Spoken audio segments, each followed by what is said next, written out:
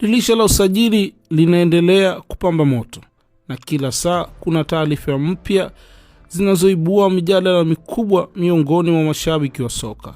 Safari hii macho yote yanaelekezwa Jangwani baada ya jina la Fred Ngoma kuanza kuhusishwa kwa nguvu na Dar es Salaam Africans.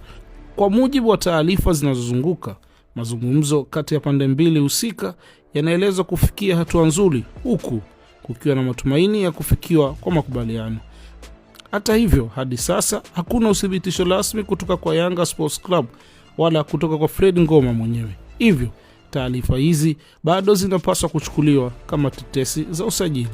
Fred Ngoma ni kiungo mkabaji mwenye uwezo mkubwa wa kukaba, kushinda mipira ya katikati, kusoma mchezo na kuanzisha mashambulizi.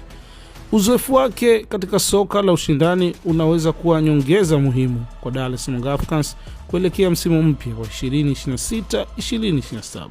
Lakini swali kubwa ni hili: je, Fred Ngoma atakuwa mchezaji mpya wa Dar es Salaam Africans au ni moja ya tetesi ambazo hazitafika mwisho wake? Endelea kutufuatilia kwa sababu tutakuletea kila kinachoendelea kuhusiana na dili hili hadi pale ukweli utakapobainika. Hii ni LK Plus, mpaka wakati mwingine, asante.